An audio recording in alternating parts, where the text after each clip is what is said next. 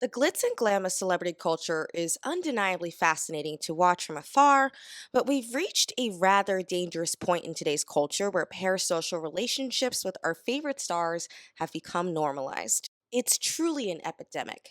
But how did we get here? Well, unfortunately, where we are today is an inevitable byproduct of mass media being popularized. Let me explain. As someone who's been working in entertainment journalism since I was 18 years old, beginning as an intern and later a freelance writer, and even having my very first interview with all five members of Fifth Harmony at the age of 18 as well, I have seen so much, and I can completely understand why a parasocial relationship with a celebrity can come into existence. Fans can find comfort in tuning in to watch their favorite actor play a beloved and cherished character, or find some sense of peace upon listening to songs performed by their top artist. There truly is great power in that. Entertainment's an escape for people. You know what I mean? Like it Yeah. got us through the pandemic. It got us through like look at the world right now. How many times are you like happy to just put it aside for 2 hours and go to a show? You know what I mean? So I do think there are a lot of positive aspects to it.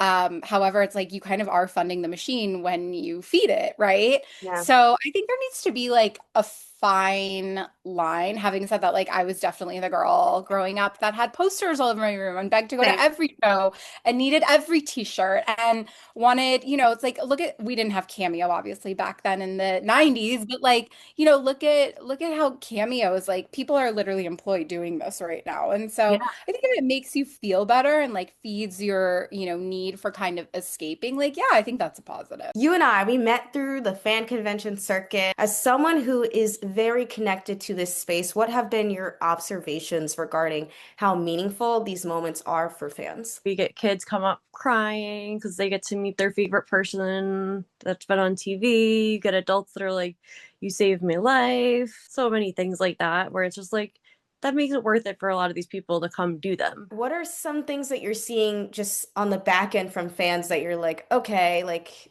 you're seeing maybe this parasocial aspect come into play a little bit more? I mean, some people do seem to think that, they're characters or whatever, which can be a whole different game. To better understand the rise of parasocial relationships, we have to look back at celebrity culture's very rich history. According to Sharon Marcus, an academic who authored the book The Drama of Celebrity, this idea of fame has been around since the Romans. And the earliest known celebrities were politicians, performers, and athletes. She also notes that people became more interested in actors, playwrights, and humanists in the 1500s and 1600s. She then credited French actress Sarah Bernhardt, who died in 1923, as the first model of modern celebrity. She utilized photography, telegraphy, and the penny press. She also was able to tour around the world, traveling via railway and steamship.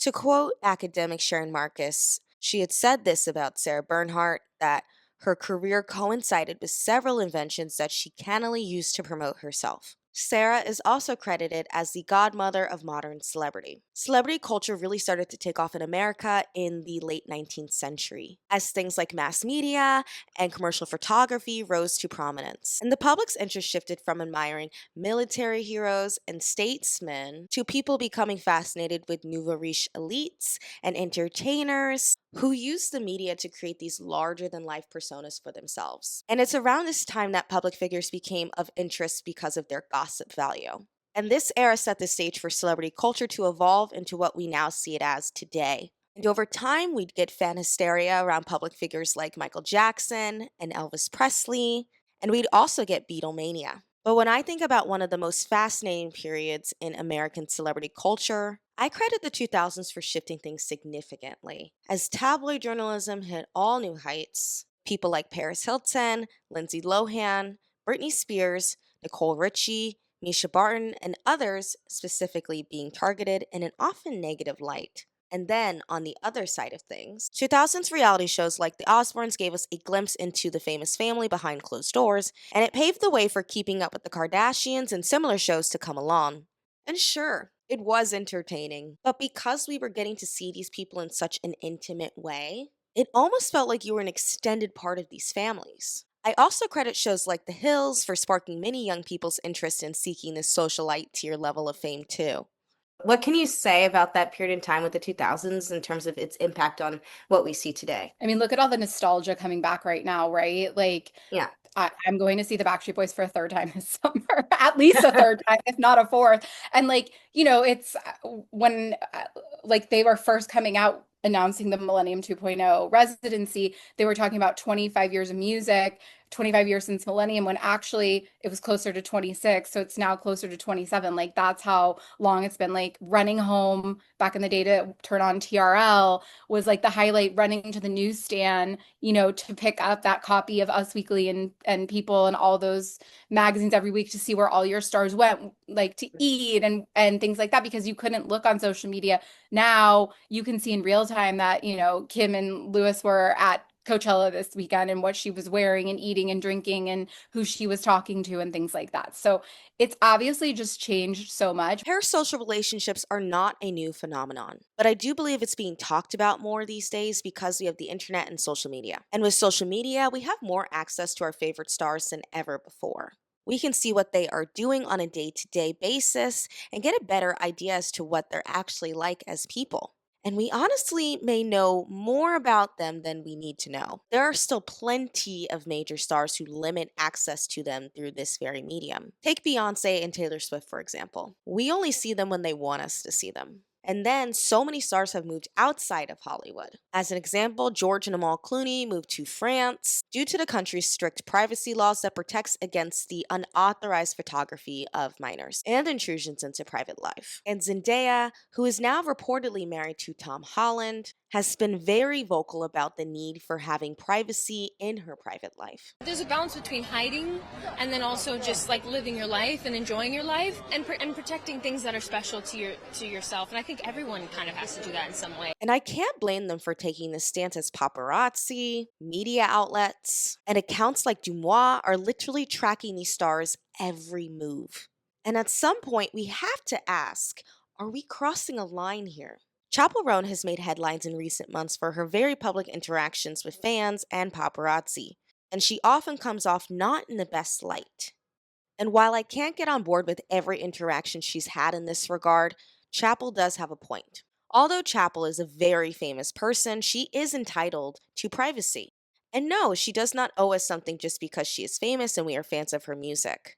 And yet she is continuously dragged for setting this boundary for herself. And I do want to point out that when Justin Bieber, who of course is a famous male singer, has done similar stuff of calling out the paparazzi, his actions are taken as light and funny. But when Chappell does it, it's not that at all. It's not being clocked, if you will. You're not getting it. It's not clocking to you. It's not clocking to you that I'm standing on business, is it? And in Chappell's defense, setting such public boundaries could be seen as a safety measure just because you never know when things could be taken too far. And she did previously allege that a fan once grabbed her and kissed her. But taking things a step further, this year marks the 10-year anniversary of singer Christina Grimmie's untimely death. In June 2016, she was fatally shot by an obsessed fan who showed up at her autograph signing in Orlando, Florida.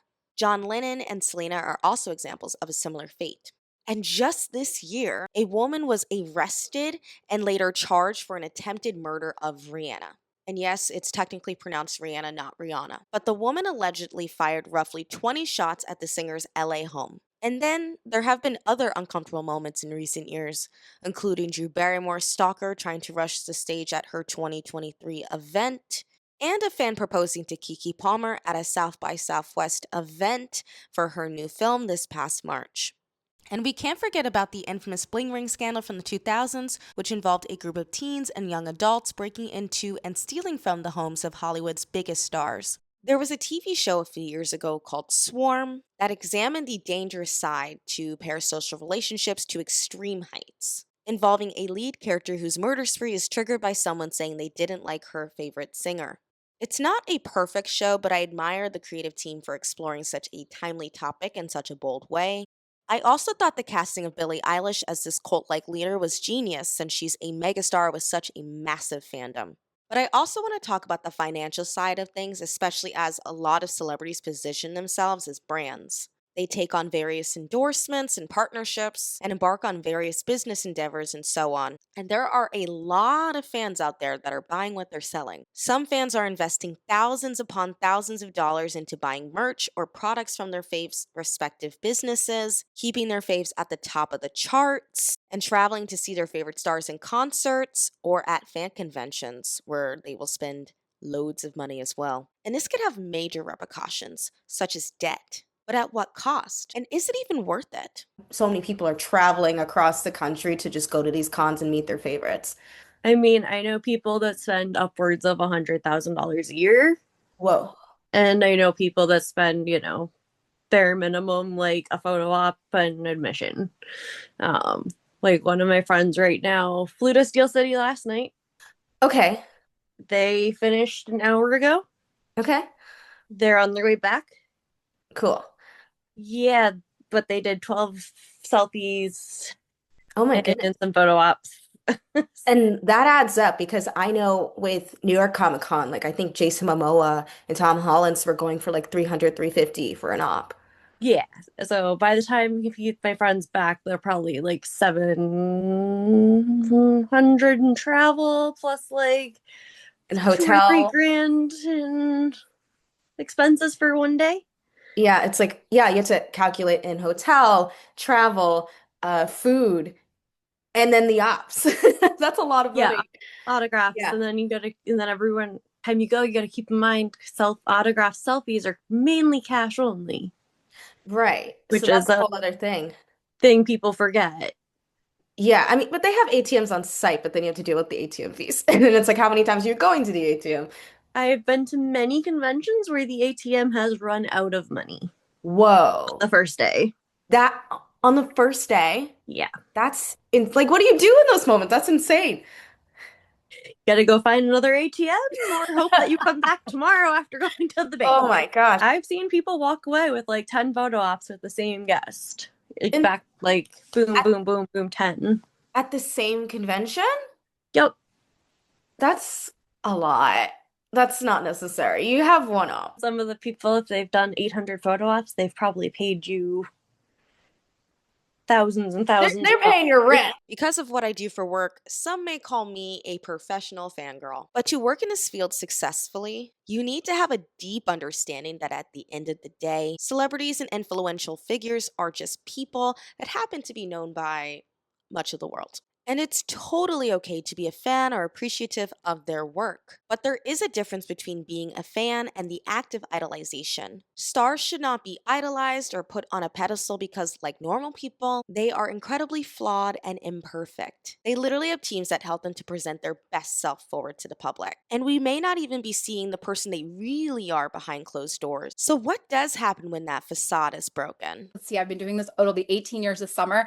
I think I've only had one encounter with a celebrity that was Okay. like really not pleasant. And you don't have Um, to say names because I get it. I mean, it wasn't pleasant, and he's not even like relevant anymore today.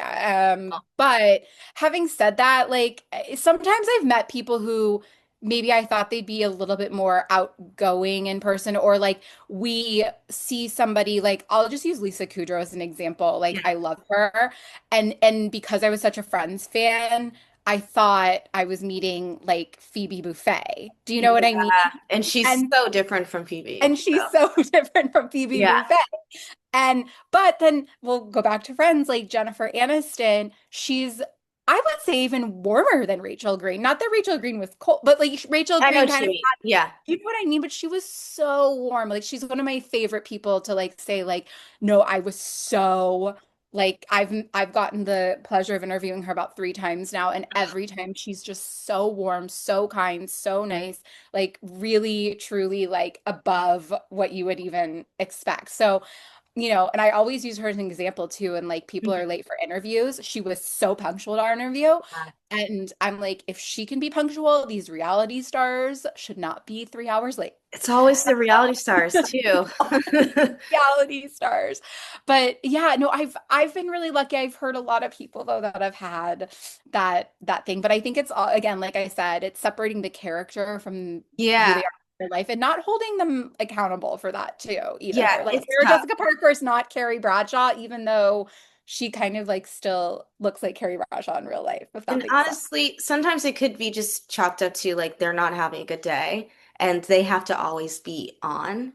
And I Yeah. thought about that with my experience with this one person in particular because I know other people that have had a great experience with her, but then I also know the people who have been like, she's not great, like it's a known thing. So it's like you never know what you're gonna You get never sometimes. know. There's currently many arguments and suggestions that celebrity culture is dead. And I can't deny that things haven't shifted since the COVID-19 pandemic had occurred in 2020. Yet, like with so many areas, I just think that celebrity culture is evolving, especially as everyday people can achieve fame and be in these same rooms as these A-list stars just by hopping onto social media and posting content. And this disturbing trend of parasocial relationships with celebrities isn't just going to go away either. And if we're relying on a parasocial relationship, a quasi real Yeah. relationship to be a safe Hmm. space, are we less Hmm. likely to look for an actually safe space in each other in reality? Is there a healthier way to move forward? As for a possible solution, Kelly Wynne, a clinical therapist and former entertainment journalist, shared this quote with me. The solution is to remain grounded in the realities of our own lives. It sounds odd, but having unreciprocated access to any person through social media, film, music, television, etc., certainly can provide comfort and entertainment. The problem lies in disconnecting from real, reciprocated relationships. When we're able to balance the understanding that celebrity relationships are designed to be one sided, we also develop the awareness and freedom to pursue them in a way that remains proportionate to our own lives. It's all about finding that line between admiration and idolization, and knowing that relying too heavily on any parasocial relationship can take real energy, time, and joy from our actual lives. Parasocial relationships aren't new. Look at Beatlemania. The way we interact with celebrities continues to evolve as our society does, so we can be confident they aren't going anywhere. The solution isn't to dismantle them, but it's to encourage reflection on balance so each fan remains grounded in their own lives first. All in all, I don't think that parasocial relationships are entirely a bad thing, but we need to recognize where a line may be crossed. And I even encourage you to reflect on your own habits and go from there. And that's all I have to say about that.